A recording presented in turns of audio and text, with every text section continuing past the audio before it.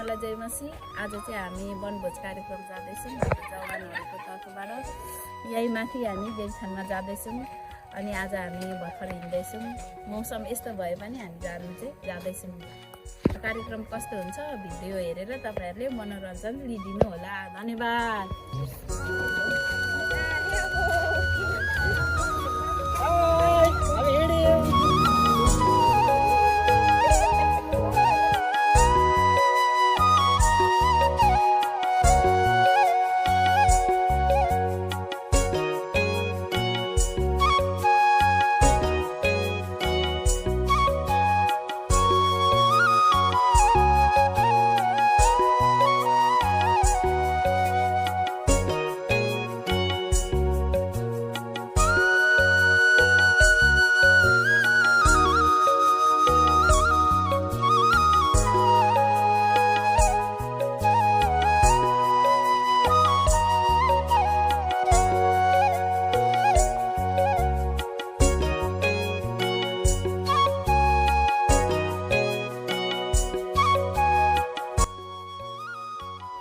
हुन्छ सबैलाई यहाँ हाम्रो भिडियो हेर्नुहुने सबैलाई यसको सुनामा जयमसी।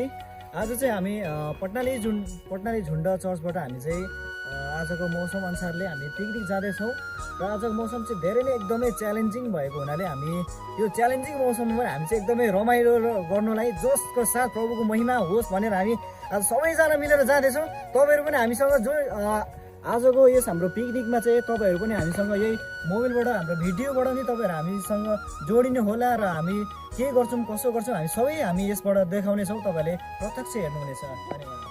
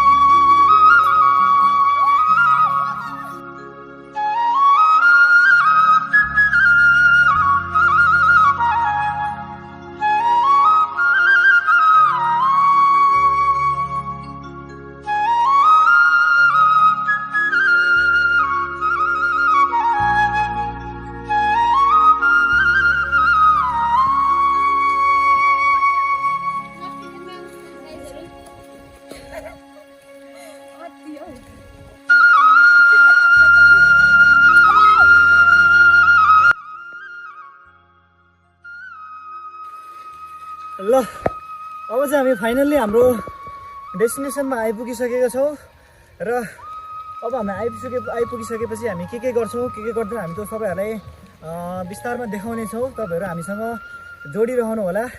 हामी आधी उति आइसक्यौँ र आधी उति आउँदै हुनुहुन्छ। हस् त, धन्यवाद।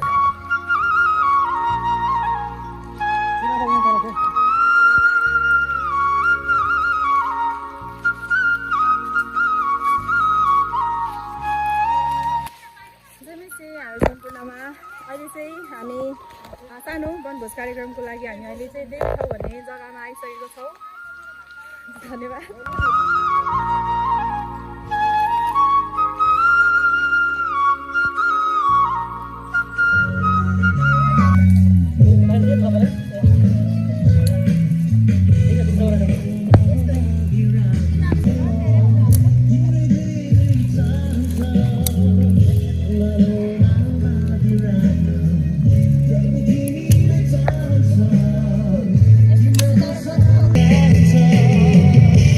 Fuck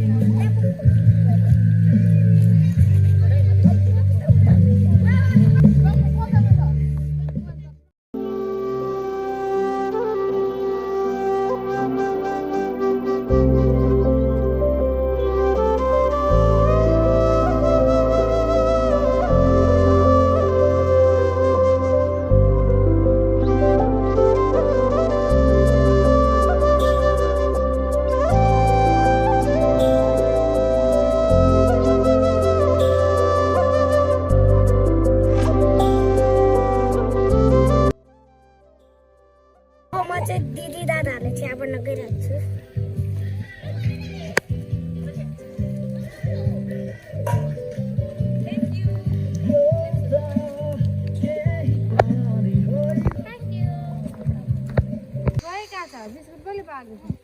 बिस्कुट समयलाई बाँडे ड्युटी दिएको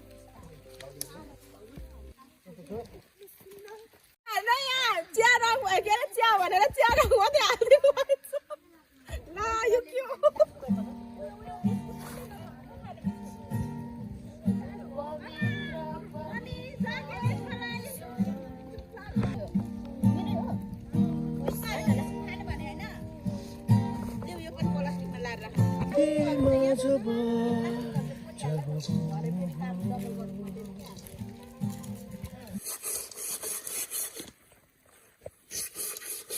ल हेर्नुहोस् है पिकनिक आउँदा पनि यस्तो पनि गर्नुपर्ने हुन्छ कहिलेकाहीँ कहिलेकाहीँ होइन सधैँ नै गर्नुपर्छ यस्तो काम भनेको गर्नुपर्छ छोरा छोरी भनेर फरक पर्ने हुँदैन हामी सबै एक हो हामी सबैबाट भोगेर आएको धन्यवाद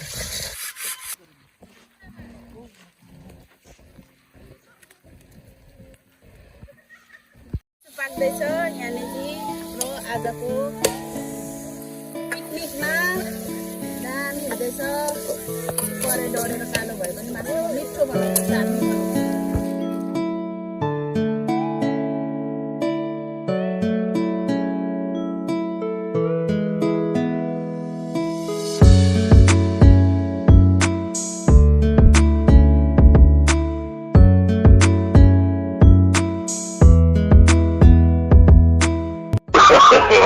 no, no, no, no.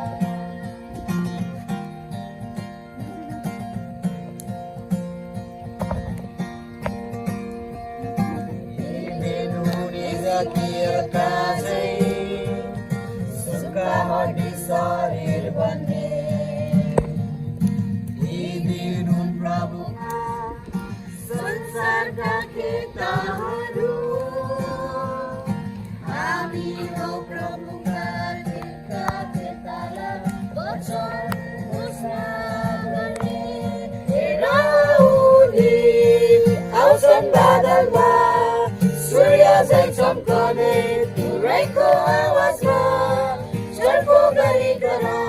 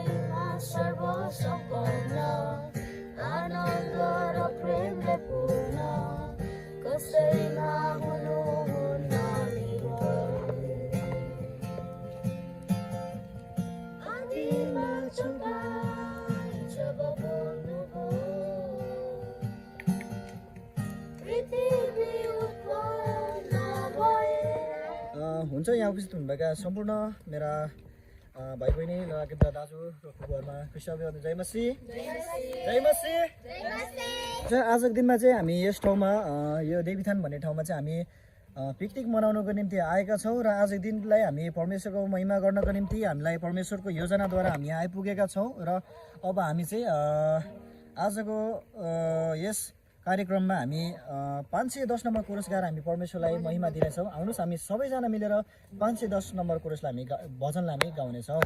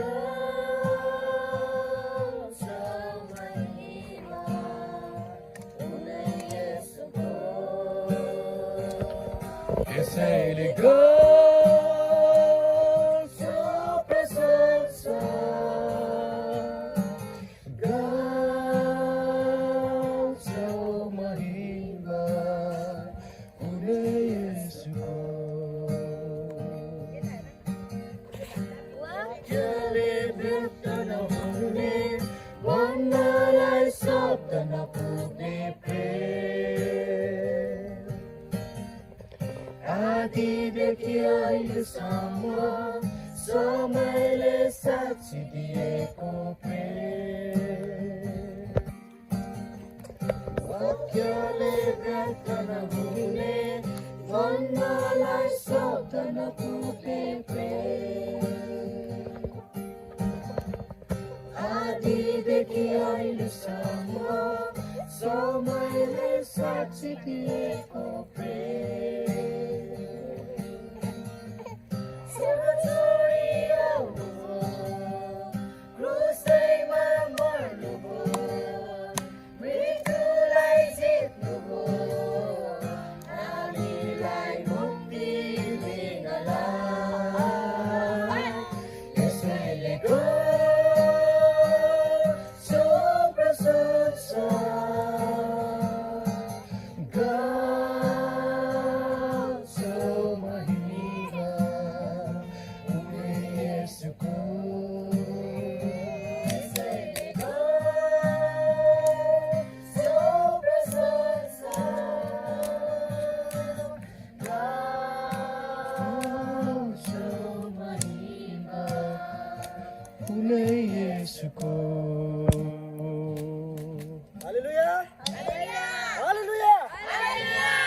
हुन्छ। यस भजनले परमेश्वरको महिमा स्तुति भएको छ। हामीले यस भजनलाई एकदमै असल तरिकाले हामीले गाइसकेका छौँ र परमेश्वरको साँच्चै नै यस भजनले महिमा स्तुति भएको छ भन्ने हामी विश्वास गर्दछौँ र परमेश्वरको स्वर्ग चाहिँ गुन्जेमान भएको छ।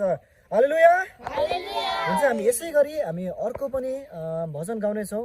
भजन नम्बर रहेको छ 480 भजनलाई हामी गाएर प्रभुलाई फेरि पनि हामी प्रशंसा स्तुति चढाउनेछौँ। आउनुहोस् हामी सबै मिलेर गाउनेछौँ।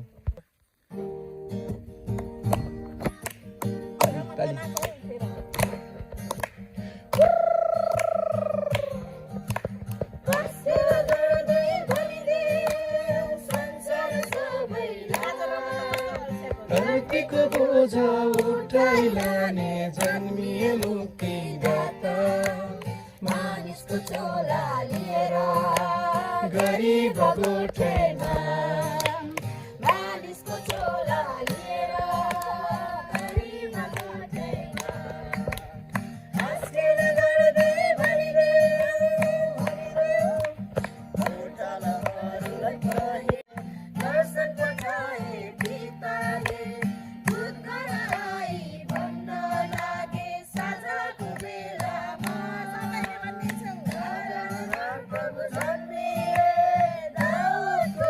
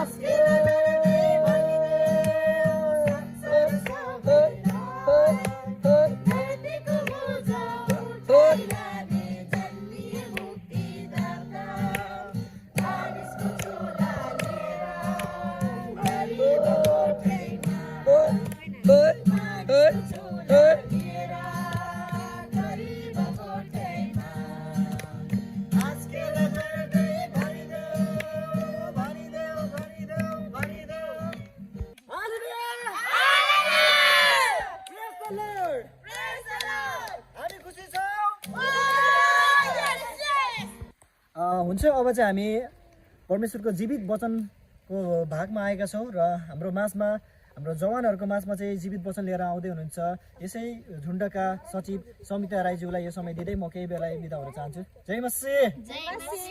हुन्छ सबैजनालाई जय मसी।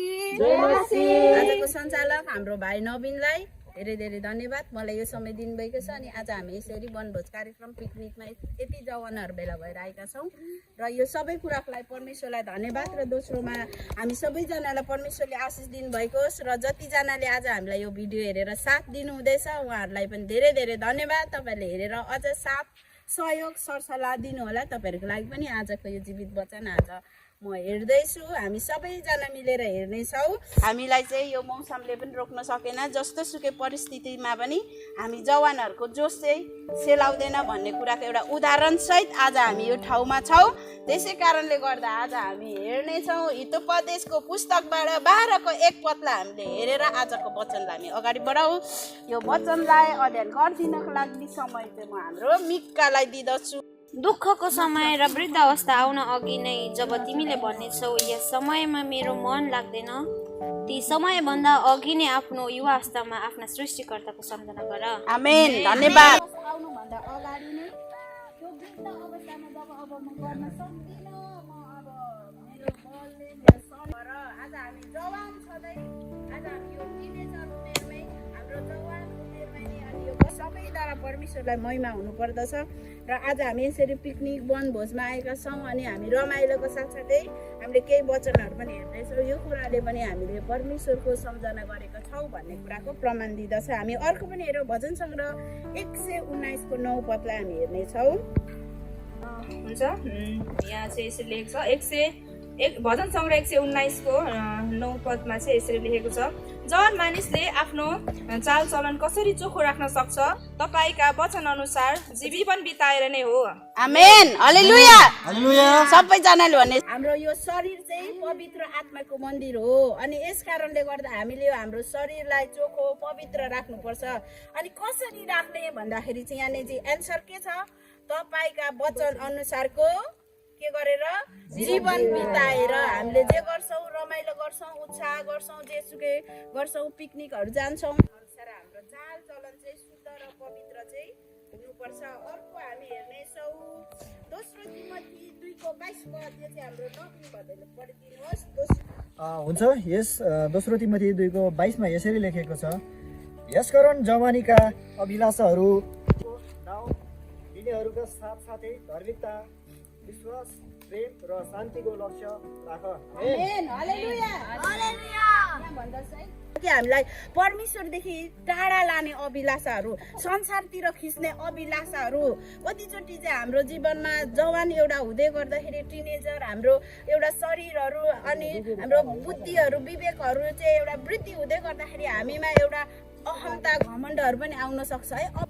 अनि हृदयलाई चाहिँ प्रभुको नाउँमा चाहिँ तिनीहरूले शुद्ध पार भन्दछ। अनि साथसाथै के गर भन्दाखेरि चाहिँ धार्मिकता, विश्वास र प्रेम अनि शान्तिको लक्ष्य राख। आज हामी जवानहरू हुँदाखेरि हाम्रो जोसहरू उत्साहहरू हुँदै गर्दाखेरि परमेश्वरमा अनि प्रेम, हामीले एक अर्कालाई प्रेम, एउटा हामीले कति साह्रो प्रेम वास्ता चाहिँ एकले अर्कालाई चाहिँ निर्दोषतामा एकदमै हामीले अरूलाई दोष लाउने होइन, त्यसले यस्तो गरौँ उस्तो गरौँ। अन्तिम एउटा वचनलाई हेरौँ, त्यो चाहिँ हामी कहाँबाट हेर्नेछौँ भन्दाखेरि यशायाको पुस्तकबाट हेरौँ।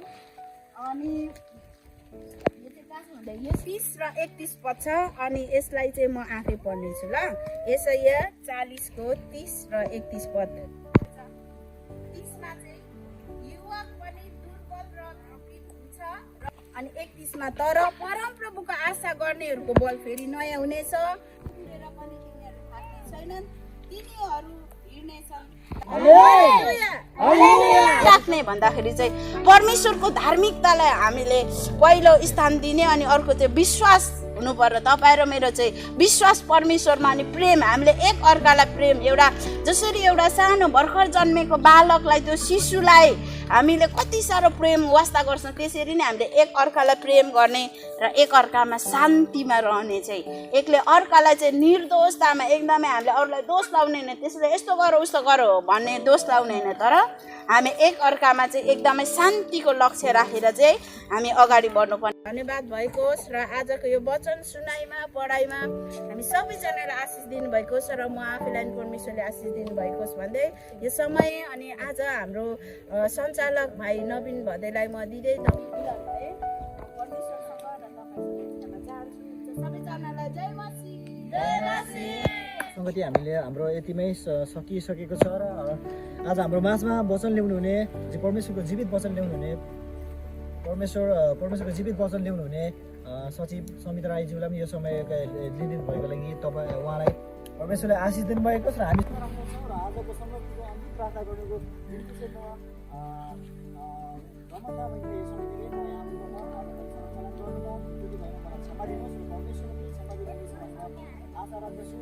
सबैलाई फेरि पनि जय मसी। धन्यवाद चढेको छु परमेश्वर।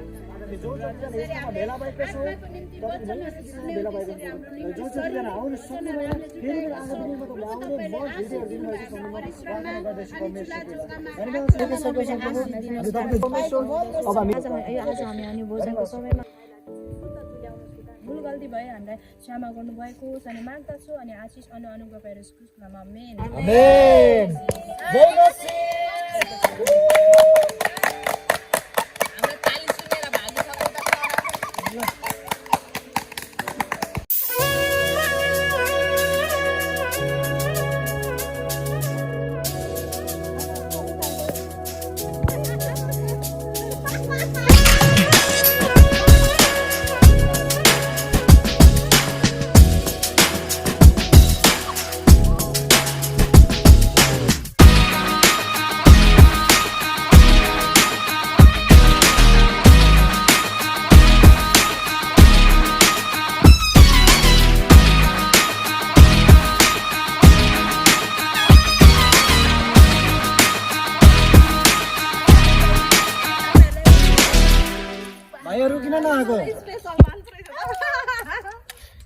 आज दाउदको सहरमा एकजना मुक्तिदाताको जन्म भएको छ जो ख्रीष्ट प्रभु हुनुहुन्छ।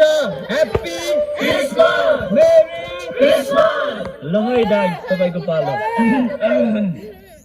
उकाली ओराली हिँडेर येशूको सन्देश सुनाउँदै आइपुग्यो हामी घर घरमा। नाचौँ न कम्मर मर्काउँदै आइपुग्यो हामी घर घरमा। नाचौँ न कम्मर मर्काउँदै।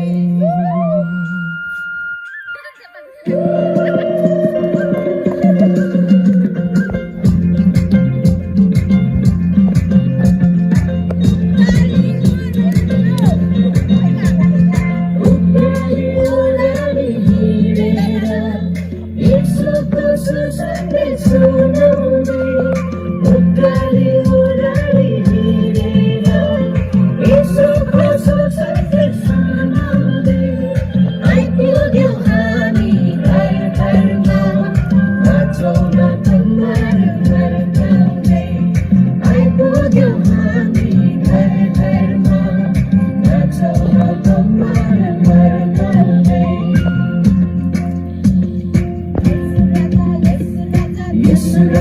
यसु राजा जन्मेका ठाउँमा यसु राजा आए संसारमा यसु राजा जन्मेका ठाउँमा आजको हाम्रो वनभोज कार्यक्रम चाहिँ हामीले यहीँ सकाइसकेका छौँ र अनि धेरै रमाइलो पनि गरेका छौँ। यदि परमेश्वरको अनुग्रह योजना भयो भने फेरि अर्को साल पनि यसरी नै हामी रमाइलो गर्नेछौँ। र हामीलाई यहाँसम्म हेरेर साथ दिनुभएकोमा तपाईँहरूलाई धेरै धेरै धन्यवाद। र फेरि पनि हामीलाई यसरी नै आगामी दिनहरूमा पनि यसै गरी हामीलाई मौका मिल्यो भने तपाईँहरू माझमा हामी यही भिडियोहरू ल्याउनेछौँ। धन्यवाद। By by.